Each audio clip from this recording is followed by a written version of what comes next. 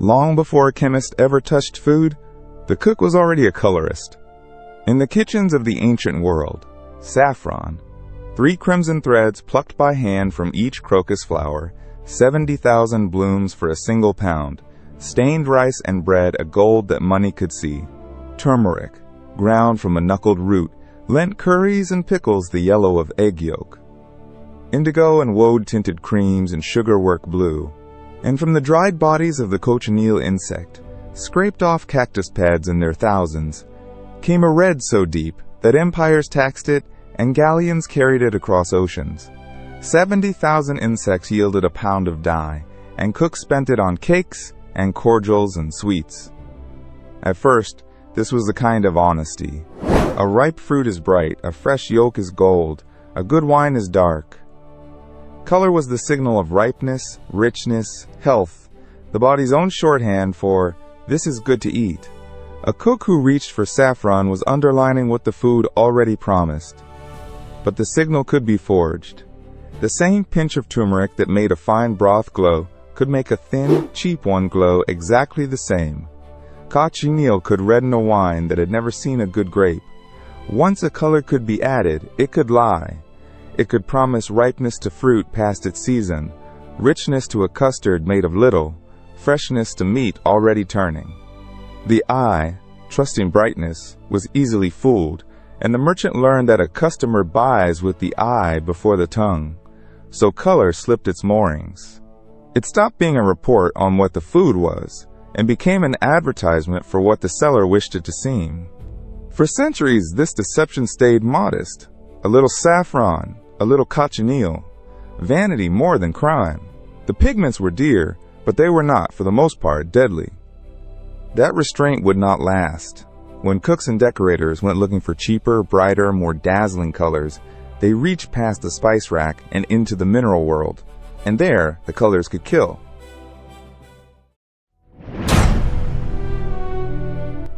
The mineral world offered colors the garden never could, and every one of them was a poison. Vermilion, a red of astonishing depth, was ground from cinnabar, the ore of mercury. The same brilliance that lit medieval manuscripts was set, by confectioners, onto cakes and sugar sculptures. Verdigris, a vivid blue-green, was scraped from copper plates deliberately corroded with vinegar, then brushed onto pickles and sweets to fake a garden freshness. Red lead, lead tetroxide, the orange red used to prime iron against rust, was rubbed into the rinds of cheese to give them a healthy blush, and dusted over cake sugar and candied comfits.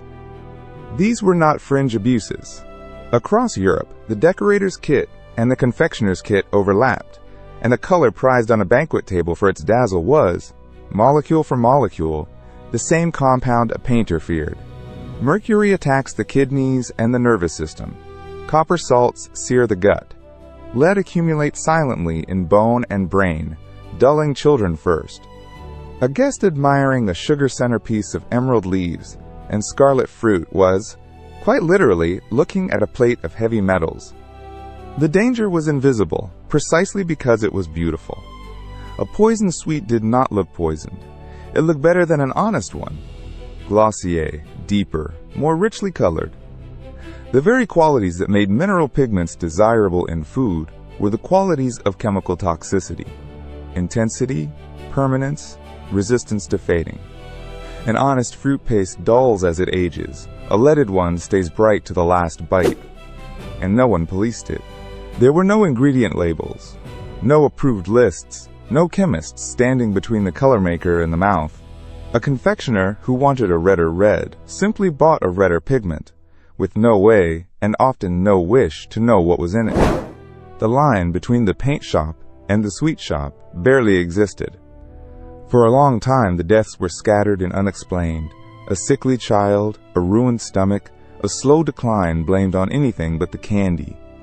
It would take a chemist willing to name names to prove that the color itself was the culprit.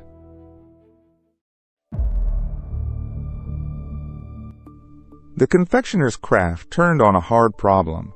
Real fruit dyes faded, but a sweet had to dazzle in the shop window and survive weeks in a jar. Mineral pigments solved it. They were cheap, they were brilliant, and they never dimmed. because the very stability that made them useful came from the heavy metals locked inside them. So the men who made children's treats reached onto the shelves of the color trade and helped themselves to the poisons of the painter. Red came from red lead, an oxide dusted onto comfits and lozenges, and from vermilion, mercuric sulfide, the same scarlet that lined Renaissance frescoes, brushed over sugar to give it a jeweled shine. Yellow came from chrome yellow, lead chromate, and from the deep orange of red lead's cousins. Green came from verdigris and other copper salts, scraped as a blue-green crust off corroding metal. White came from lead carbonate.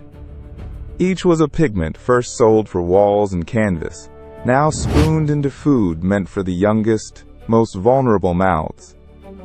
The danger was that these metals do not pass through. Lead accumulates in bone and nerve, and in a small child, even a modest, repeated dose brings colic, anemia, stumbling gait, seizures, and lasting damage to the developing brain. Mercury attacks the nervous system. Copper salts in quantity bring violent vomiting. A boy who spent his farthing on a bright row of sweets was buying, without knowing it, a slow and cumulative dosing of metal, a poisoning measured not in one dramatic swallow, but in 100 small ones. And almost no one could tell. The pigments left no strange taste, only color, and the color was exactly what made the sweet desirable. Parents chose the brightest jar, precisely because it looked the most cheerful and fresh. The shine that sold the candy was the shine of the poison. Yet lead and mercury, for all their menace, were slow. There was one color that killed with far greater speed, a perfect, glowing emerald built on arsenic, and it was spreading from the sweet shop into the very walls of the home.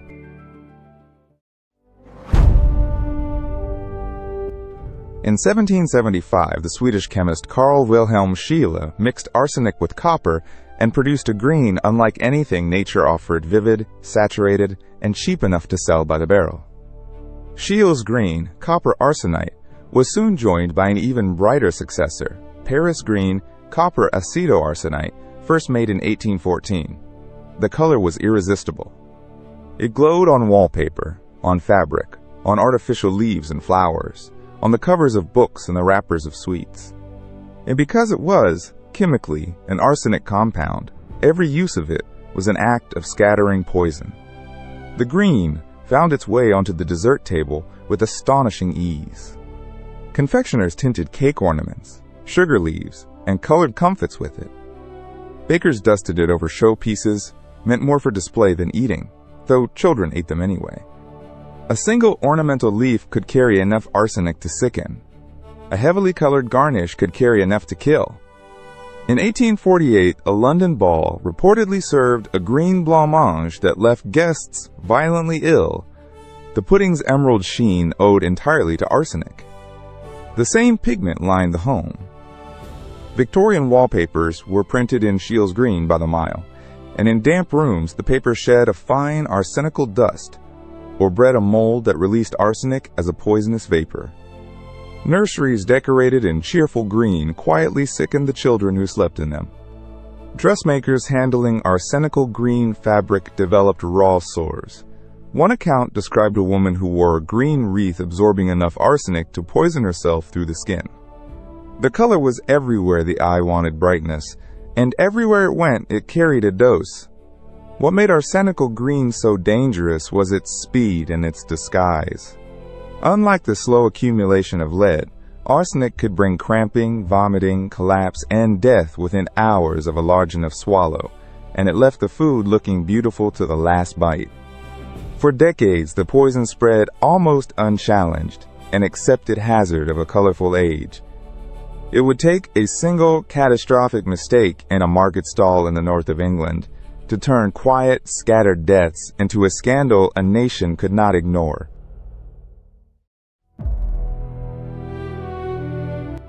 On a Saturday night in October 1858, William Hardacre, known to the crowds of Bradford as Humbug Billy, sold peppermint lozenges from his stall in the Green Market. The sweets had come from a maker named Joseph Neal, and like most cheap confectionery of the day, they were bulked out with a substitute for costly sugar.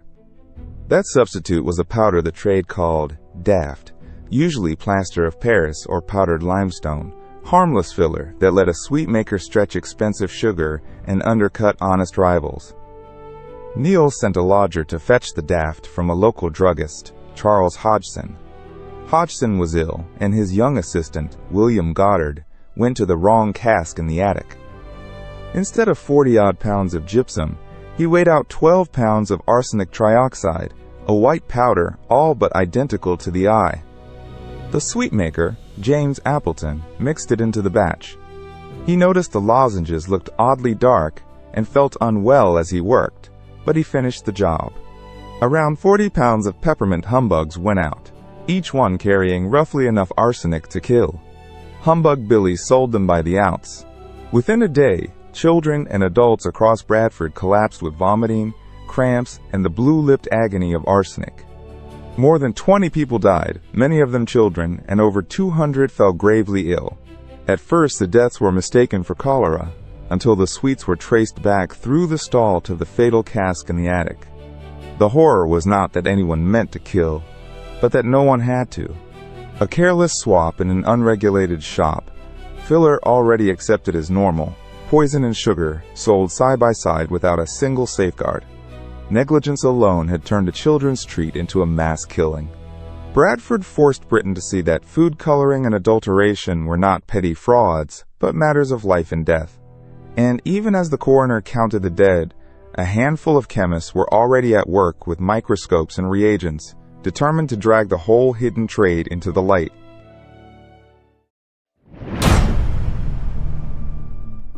For centuries, adulteration was a rumor, a housewife's suspicion, a grocer's shrug, proving it required a witness no bribe could silence, the microscope. In 1820, a German-born chemist working in London, Frederick Occam, published a treatise on adulterations of food and culinary poisons. On its cover coiled a serpent, and beneath it 4 words borrowed from Scripture: "There is death in the pot." Inside, Occam named names, real shops, real addresses, and listed what he had found: pickles greened with copper, cheese reddened with vermilion, wine loaded with lead to sweeten its sourness, candy tinted with the same mineral poisons that killed painters, bread stretched with alum and chalk. He turned private suspicion into a public ledger, and London read it in horror. 20,000 copies sold in weeks. But naming grocers made enemies, and in 1821, Occam was accused of mutilating books in the Royal Institution's library. Disgraced, he fled to Germany, and his war on the poisoners stalled for 30 years. Then, in 1851, the Lancet founded its Analytical Sanitary Commission, and a physician named Arthur Hassel bent over his lens with method Occam never had. Hassel bought samples anonymously across London: coffee, tea, sugar, sweets, and examined each under magnification. He could see the ground chicory in the coffee, the iron oxide reddening the potted meats, the copper crystals in the pickles, the lead chromate glowing yellow in the candy. Between 1851 and 1854, the Lancet published his findings sample by sample, shop by shop, with the sellers identified. This was evidence no merchant could wave away, pictures drawn from the eyepiece. Chemistry no jury could dispute. Parliament could no longer plead ignorance. In 1860, Britain passed its first act to prevent the adulteration of food and drink, weak and toothless, but a beginning. The microscope had at last made the invisible visible. Yet even as reformers celebrated, a discovery in a young chemist's makeshift laboratory was about to hand the adulterators a new and dazzling weapon: a rainbow squeezed from coal, cheaper and brighter than any poison yet.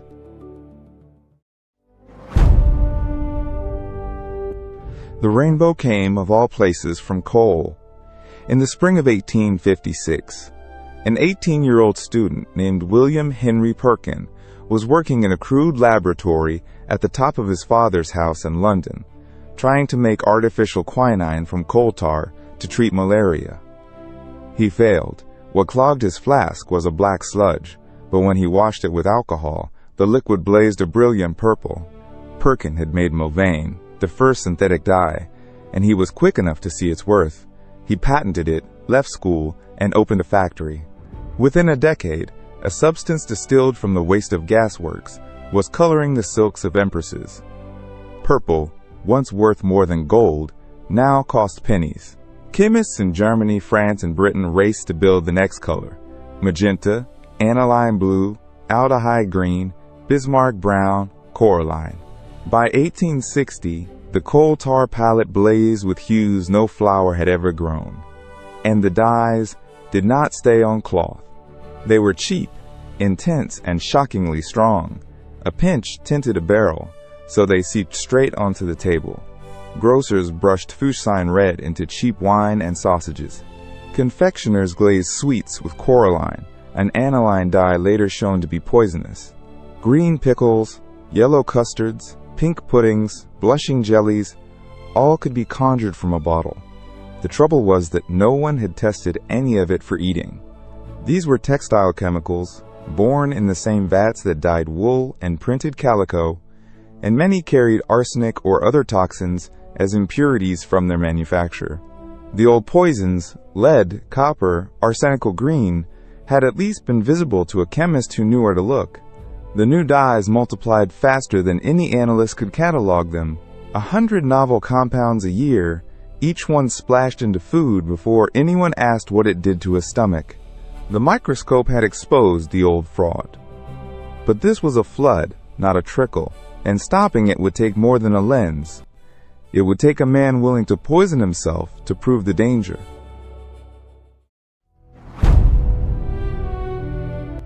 The man was Harvey Washington Wiley, chief chemist of the United States Department of Agriculture. For years he had watched American food fill with borax, formaldehyde, salicylic acid, and copper salts, and argued in vain that they were dangerous. Words had not worked. So in 1902, Wiley proposed an experiment of startling nerve. He would feed the poisons to human beings and watch. He recruited 12 young men, mostly clerks from his own department, healthy and willing, and sat them at a private table in the basement of the Bureau of Chemistry in Washington. They pledged to eat only what he served, submit to weighing, and record every symptom. Then Wiley began lacing their meals with measured doses of the very additives industry called harmless. Borax first, then salicylic acid, sulfurous acid, benzoate of soda, formaldehyde. The newspapers found them and gave them a name that stuck: the Poison Squad. Reporters wrote ballads about the volunteers who ate death for breakfast. The men grew nauseous, dizzy, unable to work. Some quit, their stomachs ruined. Wiley recorded it all: the headaches, the loss of appetite, the damage a spoonful of preservative could do. His trials ran for 5 years, dose after documented dose, building a mountain of evidence that additives swallowed daily were no small matter. Public alarm was rising anyway. In 1906, Upton Sinclair published The Jungle, and its portrait of filthy Chicago slaughterhouses turned every reader's stomach. Wiley's data and Sinclair's scenes met in the same season, and Congress could no longer look away. On June 30th, 1906, President Theodore Roosevelt signed the Pure Food and Drug Act. For the first time, it was a federal crime to sell food that was adulterated or misbranded, and coloring a product to hide damage or inferiority was outlawed. Regulation of color additives in the United States finally had a legal spine. But a law is only the frame of a house. The 1906 Act could forbid poison, yet it could barely define which colors were safe. And the rules to answer that question, tested and certified, still had to be written, one poison batch at a time.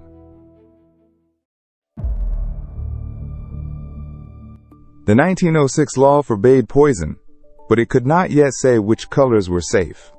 So the government began the slow work of separating the two.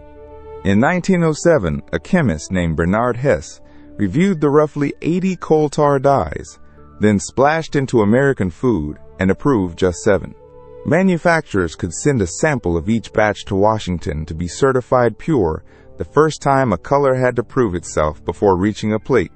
7 survivors out of 80, the rest were exiled from the table. But 7 safe colors in 1907 did not mean 7 safe colors forever. In 1938, Congress passed the Federal Food, Drug, and Cosmetic Act, which gave the certified dyes their familiar names, FD and C, red number 2, yellow number 5, blue number 1, and required every batch tested and labeled. Still, the reckoning was not finished. In 1950, children eating orange Halloween candy fell violently ill, and the culprit was a certified dye, FD and C orange number 1, taken at doses no one had thought to test. The law had certified purity, not safety, so the rules tightened again. In 1958, the Delaney Clause declared that no additive shown to cause cancer in man or animal could be allowed at any level. In 1960, the color additive amendments forced every color, old and new, back through modern toxicology, provisional until proven safe. Dyes that had colored food for generations were now on trial, and some did not survive it. FD and C red number 2, amaranth, one of the most widely used reds in the world, came under suspicion when Soviet studies linked it to tumors. After years of contested testing, the FDA banned it in 1976, pulling a color out of countless foods overnight. The banning proved the point. No approval is ever final. Every dye is provisional against the next study. Each law in this long story was purchased the same way. After the lead, the arsenic, the coal tar, the poison squad, the sickened children. The colors that made food beautiful had first made it deadly, and every statute came stained with what it followed. Regulation was written in poison.